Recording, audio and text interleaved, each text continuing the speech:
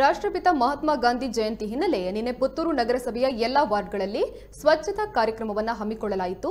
ಪುತ್ತೂರು ನಗರಸಭಾ ಬಿಜೆಪಿ ಸದಸ್ಯರು, ನಗರ ಮಂಡಲ ವ್ಯಾಪ್ತಿಯ 42 ಬೂತ್ಗಳ ಪದಾಧಿಕಾರಿಗಳು ಹಾಗೂ ನಗರ ಮಂಡಲದ ವಿವಿಧ ಮೋರ್ಚಾಗಳ ವತಿಯಿಂದ ಆರಂಭಗೊಂಡ ಸ್ವಚ್ಛತಾ ಕಾರ್ಯಕ್ರಮಕ್ಕೆ ಪುತ್ತೂರು ಶಾಸಕರಾದ ಸಂಜೀವ ಮಠಂದೂರು ಕೊಂಬೆಟ್ಟು ತಾಲೂಕು ಕ್ರೀಡಾಂಗಣದಲ್ಲಿ ಚಾಲನೆಯನ್ನ ನೀಡಿದರು.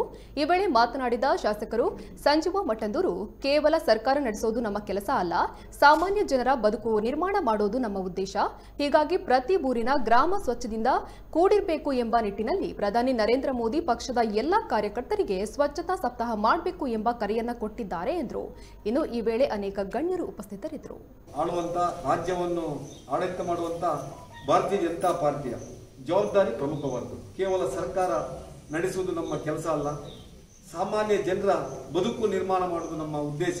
ಸಾಮಾನ್ಯ ಜನರಿಗೆ ಆರೋಗ್ಯ ಕೊಡುವುದು ನಮ್ಮ ಕರ್ತವ್ಯ. ನಮ್ಮೂರಿನ ಗ್ರಾಮ, ನಮ್ಮೂರಿನ ನಗರ ಒಂದು ಸ್ವಚ್ಛ ಸುಂದರ ನಗರ ಆಗಬೇಕೆನ್ನುವಂಥ ಕಲ್ಪನೆ, ಈ ಎಲ್ಲ ಉದ್ದೇಶದಿಂದ ಇವತ್ತು ಈ ದೇಶದ ಪ್ರಧಾನಿಯವರು ಭಾರತೀಯ ಜನತಾ ಪಾರ್ಟಿಯ ಕಾರ್ಯಕರ್ತರಿಗೆ ಆ ಸ್ವಚ್ಛತಾ ಸಪ್ತಾಹವನ್ನು ಮಾಡಲಿಕ್ಕೆ ಕರೆಯನ್ನು ಕೊಡ್ತಾರೆ.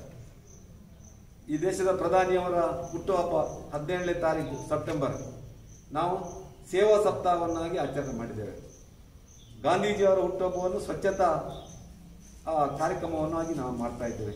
ಕಳೆದ ವರ್ಷ 150ನೇ ಜನ್ಮದಿನ ಬಹುಶಃ ಗಾಂಧೀಜಿಯವರದು ನಮ್ಮ ಗಾಂಧಿ ಸಂಕಲ್ಪ ಯಾತ್ರೆ ಇಡೀ ನಮ್ಮ ಪುತ್ತೂರು ವಿಧಾನಸಭಾ ಕ್ಷೇತ್ರದಲ್ಲಿ ಸುಮಾರು 270-300 ಕಿಲೋಮೀಟರ್ ನಾವು ಪಾದಯಾತ್ರೆಯ ಮುಖಾಂತರ ನಡಿಗೆ ಮಾಡಿ ಗಾಂಧಿ ವಿಚಾರವನ್ನು ನಾವು ಮನೆ ಮನೆಗೆ ಮುಟ್ಟಿಸುವಂತ ಸಂಗತಿಯನ್ನು ಮಾಡುತ್ತೇವೆ.